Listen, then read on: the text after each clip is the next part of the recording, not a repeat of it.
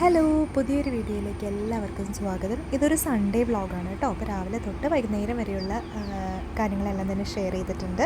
അപ്പോൾ നല്ലൊരു ഇൻട്രസ്റ്റിംഗ് വ്ളോഗായിരിക്കും. അപ്പോൾ എന്തായാലും കണ്ടു നോക്കുക കേട്ടോ. അപ്പോൾ രാവിലെ ടു ഡു ലിസ്റ്റ് എഴുതി റെഡിയാക്കുകയാണ് കേട്ടോ. അപ്പോൾ രാവിലെ അന്നത്തെ കാര്യങ്ങളൊക്കെ ഒന്ന് എഴുതി സെറ്റാക്കുമ്പോൾ തന്നെ കാര്യങ്ങളൊക്കെ ചെയ്യാൻ നല്ലൊരു ഉഷാറാണ്. പിന്നെ അതുപോലെ സൺഡേ യൂഷ്വലി ഞാൻ എക്സസൈസ് വാക്കിംഗ് ഒക്കെ വെച്ച് സ്റ്റാർട്ട് ചെയ്യാറുള്ളതായിരുന്നു. ഇപ്പം ഒരു മന്തായിട്ട് കുറച്ചധികം ഹെൽത്ത് ഇഷ്യൂസൊക്കെ ഉള്ളതുകൊണ്ട് എക്സസൈസായിട്ട് കാര്യമായിട്ട് ഒന്നും തന്നെ ചെയ്യാറില്ല എന്ന് പറയാം. അതൊക്കെ ഇനി പയ്യെ റീസ്റ്റാർട്ട് ആക്കണം. അപ്പോൾ എന്തായാലും ഇന്നിപ്പോൾ ചെയ്യേണ്ട കാര്യങ്ങളൊക്കെ തന്നെ ഒന്ന് എഴുതി സെറ്റാക്കാമെന്ന് വിചാരിച്ചു. അപ്പോൾ മദ്രസയിലേക്കുള്ള കുറച്ച് കാര്യങ്ങളൊക്കെ മോൻ അവിടെ നിന്ന് പഠിക്കുന്നുണ്ട്. പിന്നെ രാവിലെ ഞാൻ ബ്രേക്ക്ഫാസ്റ്റിൻ്റെ കാര്യങ്ങൾ നോക്കുകയാണ് കേട്ടോ. അപ്പോൾ പുട്ടും വൻപയർ മെഴുക്കുവരട്ടിയാണ് കേട്ടോ ഉണ്ടാക്കുന്നത്. അപ്പോൾ അതൊരു ഹെൽത്തി ബ്രേക്ക്ഫാസ്റ്റ് ആണല്ലോ. പുട്ട് നല്ലതാണ്. അതിൻ്റെ കൂട്ടത്തിൽ നമുക്ക് പയറും കൂടി ഇൻക്ലൂഡ് ആക്കാൻ പറ്റുകയാണെങ്കിൽ നല്ലൊരു ഹെൽത്തി കോമ്പിനേഷനാണ്. അപ്പോൾ ഞങ്ങളിവിടെ മിക്കപ്പോഴും ആഴ്ചയിൽ ഒരു 2 ദിവസമെങ്കിലും ഉണ്ടാവും കേട്ടോ. പുട്ട് പയർ അല്ലെങ്കിൽ പുട്ട് കടല, ആ ഒരു കോമ്പിനേഷൻ എന്തായാലും നമ്മുടെ ഇവിടെ ഉണ്ടാവും. അപ്പോൾ പുട്ട് ഞാൻ വേവിക്കാൻ വെച്ചിട്ടുണ്ട്. അപ്പോഴത്തേനും പയർ റെഡി ആയിട്ടുണ്ട്. ഇനി അത് ജസ്റ്റ് മെഴുക്കുരട്ടി ആക്കി എടുത്താൽ മതിയല്ലോ. അപ്പോൾ അതിന് വേണ്ടിയിട്ട് സവാളയൊക്കെ വഴന്ന് വരുന്നുണ്ട്. പിന്നെ രാവിലെ തന്നെ ഒരു ലോഡ് ലോണ്ട്രി ചെയ്യാണ്. അപ്പോൾ ഇത് എല്ലാ ദിവസവും ഉള്ള കാര്യമാണ്. രാവിലെ തന്നെ ഒരു ലോഡ് ലോണ്ട്രി ചെയ്യും. ഇപ്പോൾ വീക്കെൻഡ്സെന്നോ വീക്ക് ഡേയ്സെന്നോ നോക്കാതെ തന്നെ എല്ലാ ദിവസവും ഒരു ലോഡ് ലോണ്ട്രി ചെയ്യുന്നത് കൊണ്ട് തന്നെ ഒരുപാട് തുണികൾ കുന്നുകൂടി കിടക്കാറില്ല കേട്ടോ. അപ്പോഴത്തേനും പുട്ടും പയറും ഒക്കെ റെഡി ആയിട്ടുണ്ട്. പിന്നെ ഞാൻ കുറച്ച് ബ്ലാക്ക് റേസിൻസ് കഴുകി വൃത്തിയാക്കി ഉണക്കാൻ വേണ്ടി വെച്ചിട്ടുണ്ടായിരുന്നു കേട്ടോ. അപ്പോൾ അത് നല്ലതാണല്ലോ, നമ്മൾ രാവിലെ തന്നെ കഴിക്കുന്നത് നല്ലതാണ്. അപ്പോൾ ഞാൻ നല്ലപോലെ ഒന്ന് കഴുകി വൃത്തിയാക്കി ഡ്രൈ ആക്കാൻ വെച്ചിരിക്കുന്നതാണ്. പിന്നെ രാവിലെ തന്നെ ബ്രേക്ക്ഫാസ്റ്റ് കഴിഞ്ഞാലുള്ള പരിപാടി നമ്മളുടെ പത്രവായനയാണ് കേട്ടോ. അപ്പം സൺഡേ ആയതുകൊണ്ട് കുറച്ചധികം വായിക്കാനുണ്ടാവില്ലേ. സൺഡേ സപ്ലിമെൻറ്റ്സ് ഒക്കെ ഉണ്ടാവും. പിന്നെ ഇപ്പോൾ കുട്ടികൾക്ക് സൺഡേയും സ്കൂൾ എന്ന് പറഞ്ഞിട്ടൊരു പേപ്പറും കൂടി വരുന്നുണ്ട്. അപ്പം അത് നമുക്കാണെങ്കിലും വായിക്കാൻ നല്ല രസമാണ് കേട്ടോ. അപ്പോൾ കുട്ടികൾക്കും വലിയവർക്കൊക്കെ നല്ല ഇൻട്രസ്റ്റിംഗ് ആയിട്ടുള്ളൊരു പേപ്പറാണ്. അപ്പം ശരിക്കും പറഞ്ഞാൽ കുറച്ച് സമയം വേണം. ഇതെല്ലാം തന്നെ ഒന്ന് വെറുതെ മറിച്ച് വിടാൻ തന്നെയാണെങ്കിലും കുറച്ച് സമയം വേണം.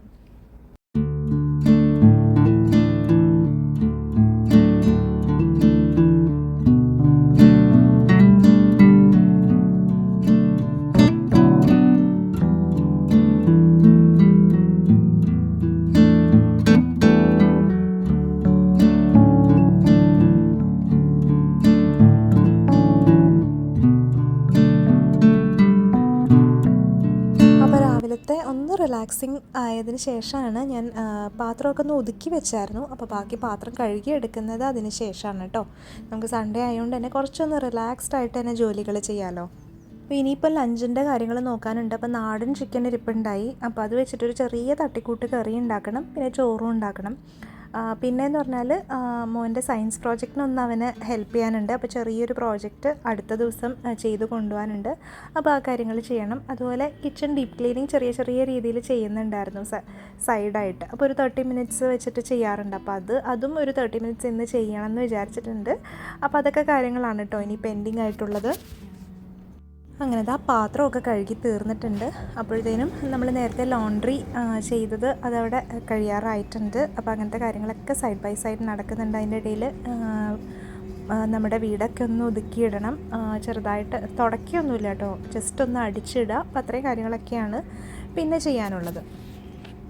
അപ്പോൾ നല്ല വെയിലുള്ള ദിവസമായതുകൊണ്ട് നമ്മുടെ ഉണക്കമുന്തിരിയൊക്കെ ഉണങ്ങി കിട്ടിയിട്ടുണ്ട്. അപ്പോൾ അത് ഞാൻ ഇതുപോലുള്ള ബോക്സിലാക്കി വെക്കും. അപ്പോൾ ഇങ്ങനെ നമ്മൾ റെഡിയാക്കി എടുത്ത് വെക്കുകയാണെങ്കിൽ ഇപ്പം ആർക്കെങ്കിലുമൊക്കെ ഇങ്ങനെ സ്നാക്ക് ചെയ്യാൻ തോന്നുമ്പോൾ ഇത് റെഡി ആയിട്ടുണ്ടെങ്കിൽ വേറെ ചോക്ലേറ്റ്സും കാര്യങ്ങളൊക്കെ കഴിക്കുന്നതിന് പകരം ഈ റൈസിൻസ് എടുത്ത് കഴിക്കുവാണെങ്കിൽ അത് നമുക്കാണെങ്കിലും നല്ലതാണല്ലോ.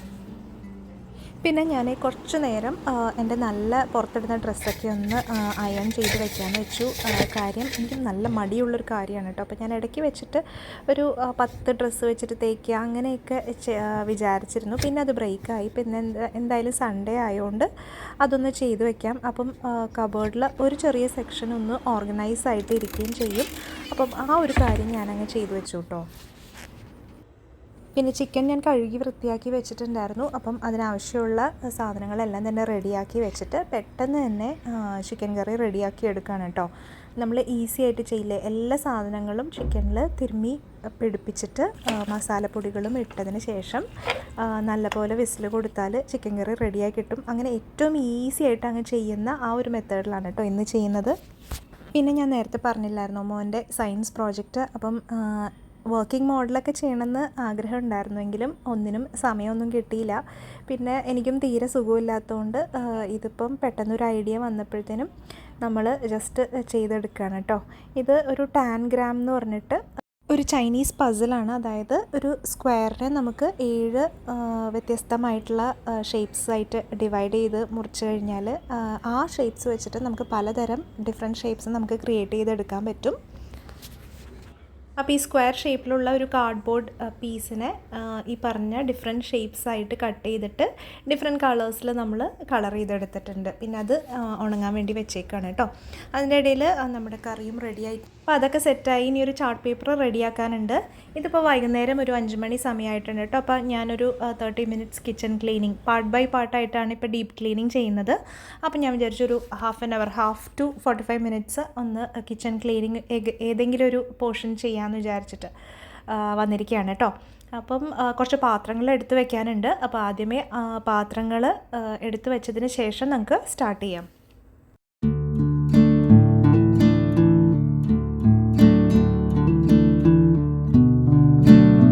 എൻ്റെ ക്ലീനിങ് ലിസ്റ്റിൽ സൺഡേ ആണ് ഞാൻ മെയിനായിട്ട് കിച്ചൺ ക്ലീനിങ്ങിന് ടൈം കൊടുത്തിരിക്കുന്നത്. പക്ഷേ നമുക്ക് മിക്കവാറും ചില സൺഡേയ്സാണ് അതുപോലെ സമയം കിട്ടുള്ളൂ. യൂഷ്വലി നമ്മൾ സൺഡേയ്സ് പുറത്തൊക്കെ പോകാനൊക്കെ ചാൻസ് ഉള്ളതുകൊണ്ട്. എന്നാലും കമ്പാരിറ്റീവ്ലി നമ്മൾ ഒരു ഫ്രീ ഡേ ആണല്ലോ. പിന്നെ എൻ്റെ കുറച്ച് വലിയ കിച്ചൺ ആയതുകൊണ്ട് ഞാൻ ഈ സൺഡേ ക്ലീനിങ്ങിൻ്റെ കൂടെ തന്നെ ഡെയിലി നമ്മളുടെ ക്ലീനിങ്ങിലും ഏതെങ്കിലും ഒരു പോർഷൻ വെച്ച് ക്ലീനായി കൊണ്ടുപോകാമെന്നാണ് വിചാരിക്കുന്നത്. അങ്ങനെയാകുമ്പം ഒരു ഓൾറൗണ്ടായിട്ട് നമുക്ക് കിച്ചൺ ക്ലീനാക്കി എടുക്കാമെന്ന് വിചാരിക്കുന്നു. എന്തായാലും ഒരു ദിവസം ഫുള്ളായി നിന്നിട്ട് കിച്ചൺ ഡീപ്പ് ക്ലീനിങ് ആ ഒരു മെത്തേഡ് എനിക്ക് എന്തായാലും വർക്ക് ചെയ്യില്ല. അപ്പോൾ ഇങ്ങനെ ഫോളോ ചെയ്ത് പോകുന്നതുകൊണ്ട് വലിയ ടയറിങ് ആയിട്ടും ഫീൽ ചെയ്യുന്നില്ല കേട്ടോ. അപ്പോൾ കഴിഞ്ഞ ദിവസം ഞാൻ 30 മിനിറ്റ്സ് ക്ലീൻ ചെയ്തതിൽ ഈ ഒരു സൈഡിൽ തന്നെ മേലെയുള്ള കബേർഡ്സ് അതൊക്കെ ഒന്ന് ഫുൾ സാധനങ്ങൾ എടുത്തു മാറ്റി ഉള്ളൊക്കെ ഒന്ന് ക്ലീൻ ആക്കുക, അതൊക്കെയായിരുന്നു കേട്ടോ മെയിനായിട്ട് ചെയ്തത്. അപ്പം ഇന്നത്തെ ദിവസവും ഈ ഒരു സൈഡിൽ തന്നെ കോൺസെൻട്രേറ്റ് ചെയ്യാമെന്നാണ് കേട്ടോ ഞാൻ വിചാരിക്കുന്നത്. അപ്പോൾ പാത്രങ്ങളൊക്കെ എടുത്തു വെച്ചു. അപ്പോൾ അതിന് ശേഷം ആ ഒരു ഡിഷ് ഡ്രെയിനർ ഇരിക്കുന്ന ആ ഒരു ഭാഗം മിക്കവാറും വെറ്റായിട്ട് തന്നെയല്ലേ ഇരിക്കുക. അപ്പം അവിടെ ഞാനൊന്ന് നന്നായിട്ട് ക്ലീൻ ചെയ്തെടുക്കാമെന്ന് വിചാരിച്ചു. അത് നല്ലപോലെ സ്റ്റെയിൻ ആയിട്ടുണ്ട്. അപ്പം ഇന്നെന്തായാലും സിഫ് എന്ന് പറയുന്ന ആ ഒരു ക്ലീനിങ് ഒരു വൈറ്റ് തിക്കായിട്ടുള്ളൊരു ക്ലീനിങ് സൊല്യൂഷനാണ് കേട്ടോ. അപ്പോൾ അത് വെച്ചിട്ടൊന്ന് ഡീപ്പ് ക്ലീൻ ചെയ്യാമെന്നാണ് വിചാരിക്കുന്നത്. അപ്പം നല്ലപോലെ സിങ്ക് ആണെങ്കിലും നല്ലപോലെ ക്ലീൻ ആയി കിട്ടും കേട്ടോ നമ്മൾ ആ സിഫിൻ്റെ സംഭവം യൂസ് ചെയ്യുവാണെങ്കിൽ. ഒരു ക്രീമി കൺസിസ്റ്റൻസിയിലുള്ളൊരു ലിക്വിഡാണ്. എനിക്ക് നല്ല ഇഫക്റ്റീവായിട്ട് തോന്നിയിട്ടുണ്ട്. അപ്പോൾ ഞാൻ അത് വെച്ചിട്ട് ക്ലീൻ ആക്കിയിട്ട് അവിടെ കുറച്ച് വെള്ളമൊഴിച്ച് ഒന്ന് ക്ലീൻ ആക്കി എടുക്കുകയാണ് കേട്ടോ. നല്ലപോലെ വെള്ളമൊഴിച്ച് പിന്നെ ആ വൈപ്പർ വെച്ചിട്ട് നല്ലപോലെ ഒന്ന് വൈപ്പ് ചെയ്തതിന് ശേഷം എൻ്റെ കയ്യിൽ ഇതുപോലെ യൂസ് ആൻഡ് ത്രോ പഴയ കോട്ടൺ ക്ലോത്ത്സ് ഉണ്ട്. അപ്പോൾ അത് വെച്ചിട്ട് നല്ലപോലെ ഒന്ന് തുടച്ചെടുത്തു. ഇനിയിപ്പോൾ അടുത്തത് നമ്മുടെ കിച്ചൺ സിങ്ക് ഡീപ്പ് ക്ലീനിങ് ആണ്.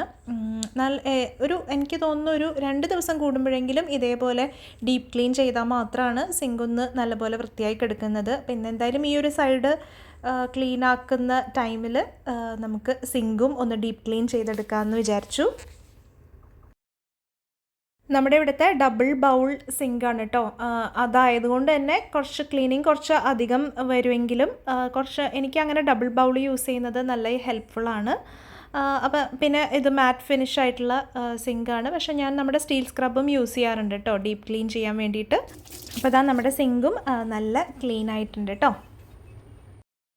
ഇനിയിപ്പോൾ അടുത്ത ടാസ്ക് ആ വിൻഡോൻ്റെ ആ റെയിൽസ് പിന്നെ അവിടെ ആ താഴെയുള്ള ആ ഒരു സെക്ഷൻ ഇതെല്ലാം ഒന്ന് ക്ലീൻ ആക്കി എടുക്കണം. അപ്പോൾ അതിന് വേണ്ടിയിട്ട് താഴെ വെച്ചിരിക്കുന്ന ഐറ്റംസ് എല്ലാം തന്നെ ഒന്ന് എടുത്ത് മാറ്റുകയാണ് കേട്ടോ. എനിക്ക് ഒട്ടും ഇഷ്ടമില്ലാത്ത കാര്യമാണ് ആ വിൻഡോ അവിടെ ഐറ്റംസ് വെക്കുന്നത്. പക്ഷെ നമുക്ക് അവിടെ സ്പേസ് കുറവാണ് നമുക്ക് സിങ്കിൻ്റെ ആ ഒരു ഏരിയയിൽ.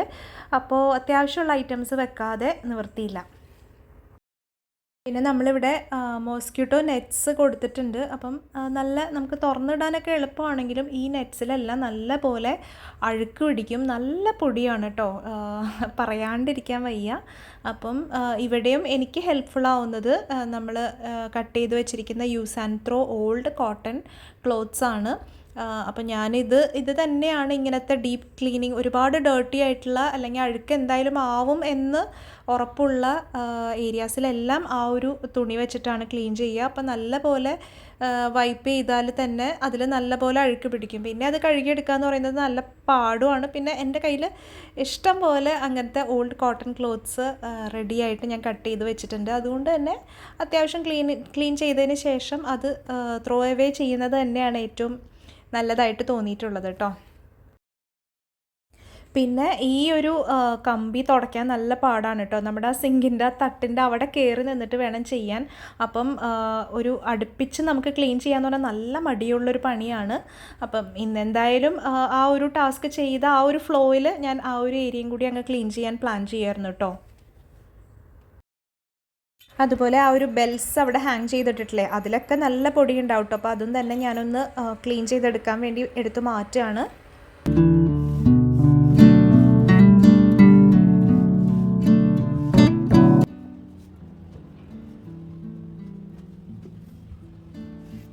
എനിക്ക് പലപ്പോഴും ഫീൽ ചെയ്തിട്ടുണ്ട് ഒരു റുട്ടീൻ വെച്ചിട്ട്, അതായത് ഓരോ ക്ലീനിങ്ങിന് വേണ്ടിയിട്ട് നമ്മളൊരു ഡേ തീരുമാനിച്ചിട്ട് അതിനനുസരിച്ച് ആ ഒരു പാറ്റേണിൽ ക്ലീൻ ചെയ്ത് പോവാൻ കുറച്ചുകൂടി ഒരു ഇൻട്രസ്റ്റിംഗ് ആയിട്ട് എനിക്ക് ഫീൽ ചെയ്തിട്ടുണ്ട് കേട്ടോ.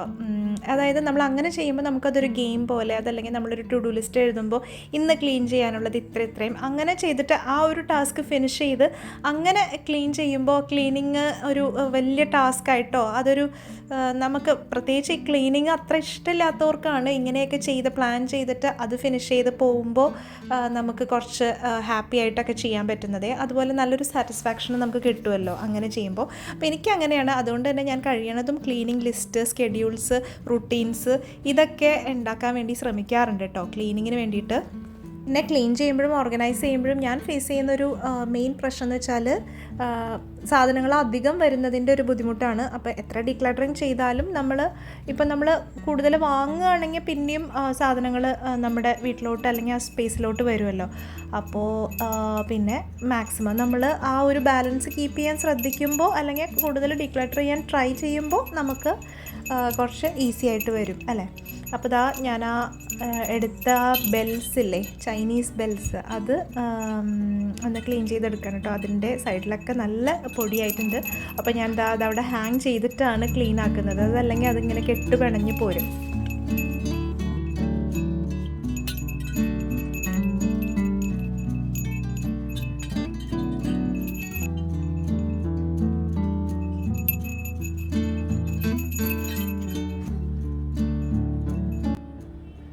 സമയം 5:40 ഒരു 5 മണിക്ക് തുടങ്ങിയതാണ് കേട്ടോ. അപ്പോൾ 30 മിനിറ്റ്സിലും കുറച്ചുകൂടി ടൈം എടുത്തു. പിന്നെ എന്തായാലും നമ്മൾ ഷൂട്ട് ചെയ്യുന്നതൊക്കെയാണല്ലോ, അപ്പോൾ കുറച്ചുകൂടി സമയം എടുത്തു. അപ്പോൾ അത്രയും ക്ലീനിങ് ആണ് ഇന്ന് ചെയ്യാൻ പറ്റിയത്. അപ്പോൾ ഞാൻ വൈകിട്ടായപ്പം ഒരു സെറ്റ് ലോണ്ട്രിയും കൂടി ചെയ്യുന്നുണ്ട്. ഈ സമയത്ത് ബെഡ്ഷീറ്റാണ് കേട്ടോ ക്ലീൻ ആക്കുന്നത്. അപ്പം അത് വീക്കെൻഡ് ആയപ്പോഴത്തേനും ബെഡ്ഷീറ്റ് ക്ലീൻ ആക്കേണ്ട ഒരു പണിയും കൂടി ഉണ്ടായിരുന്നു. അപ്പം അതും ഫിനിഷ് ചെയ്യാണ്.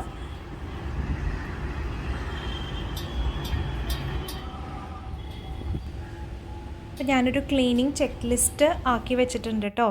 അതായത് ഓരോ റൂമിലും നമ്മൾ ക്ലീൻ ചെയ്യേണ്ടത് എന്തൊക്കെയാണെന്നുള്ളത് ഞാൻ ഒരു ലിസ്റ്റ് പോലെ ആക്കി വെച്ചത്. അത് നമ്മൾ ഫുൾ ടൈം അത് ഫോളോ ചെയ്ത് അങ്ങനെയൊന്നുമല്ല, നമുക്കറിയാമല്ലോ ഓരോ റൂമിൽ എന്തൊക്കെ ക്ലീനിങ് ഐറ്റംസ്, എന്തൊക്കെ ക്ലീനിങ് ഉണ്ടാവും എന്നുള്ളത്. അപ്പോൾ ഇങ്ങനെ ചെയ്യുന്ന സമയത്ത് അത് നമുക്കൊരു മോട്ടിവേഷനാണ്. അതുപോലെ നമ്മൾ വീക്ക്ലി ഓരോ റൂം വെച്ച് ഇങ്ങനെ ക്ലീൻ ചെയ്ത് പോകുമ്പോൾ നമ്മൾ ജസ്റ്റ് ഒന്ന് ടിക്കറ്റ് അന്ന് ചെയ്ത ചിലപ്പം അത്ര സമയം നമുക്ക് കിട്ടിയെന്ന് വരില്ല ആ ഒരു ഡേയിൽ ആ ഒരു റൂമിൽ ഫുള്ളെല്ലാം ക്ലീൻ ചെയ്യാൻ വേണ്ടി. അപ്പോൾ ചിലപ്പം പകുതിയായിരിക്കും നമ്മൾ ചെയ്തിട്ടുണ്ടാവുക. അങ്ങനെയാണെങ്കിൽ നമുക്ക് ജസ്റ്റ് ഒന്ന് ടിക്കറ്റ് പോവുകയാണെങ്കിൽ നെക്സ്റ്റ് വീക്കിൽ ആ ഒരു ഡേ വരുമ്പോൾ നമ്മൾ പെൻഡിങ് വെച്ചത് ഏതൊക്കെയാണെന്ന് ഒന്ന് നോട്ട് ചെയ്ത് വെക്കാനും ഇതൊരു എളുപ്പമായിരിക്കും.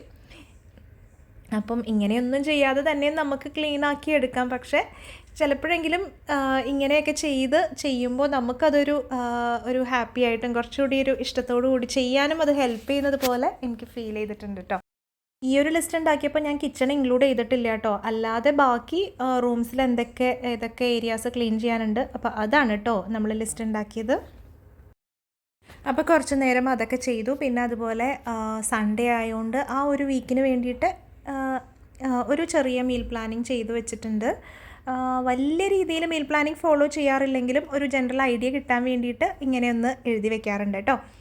പിന്നെ ഇതിപ്പോൾ ഞാൻ ലുലു മോളിൽ കുറച്ച് പുറത്ത് പോയ വിശേഷങ്ങളൊക്കെ ഒന്ന് ഷെയർ ചെയ്യാണ്. ഒരു ചോക്ലേറ്റ് ഫെസ്റ്റ് നടന്നിട്ടുണ്ടായി. അപ്പം ആ ഒരു ടൈമിൽ അവിടുത്തെ കാഴ്ചകളൊക്കെയാണ് കേട്ടോ. പലതരത്തിലുള്ള ചോക്ലേറ്റ്സ് സെയിലിനൊക്കെ ഉണ്ടായിരുന്നു. പല രീതിയിലൊക്കെ ഡിസ്പ്ലേ ഒക്കെ വെച്ചിട്ടുണ്ടായിരുന്നു. അപ്പോൾ അതൊക്കെയാണ് ആ ഒരു സൺഡേയിലെ കുറച്ച് വിശേഷങ്ങൾ. നിങ്ങൾക്ക് ഇഷ്ടപ്പെട്ടു എന്ന് കരുതുന്നു. ഇഷ്ടപ്പെട്ടിട്ടുണ്ടെങ്കിൽ ലൈക്ക് ചെയ്യുക, കമൻറ്റ് ചെയ്യുക, സബ്സ്ക്രൈബ് ചെയ്യുക. അപ്പോൾ കുറച്ച് ബിസി ആയതുകൊണ്ട് നമ്മുടെ റെഗുലർ ടൈമൊന്നും ഫോളോ ചെയ്യാൻ പറ്റുന്നില്ല. അപ്പം വീഡിയോ റെഡിയാവുന്നതനുസരിച്ച് അപ്ലോഡ് ചെയ്യാം. അപ്പോൾ നിങ്ങൾ സപ്പോർട്ട് ചെയ്യുമെന്ന് വിചാരിക്കുന്നു. അപ്പോൾ പുതിയൊരു അടിപൊളി വീഡിയോ ആയിട്ട് ഉടനെ കാണാം. അതുവരേക്കും ബൈ.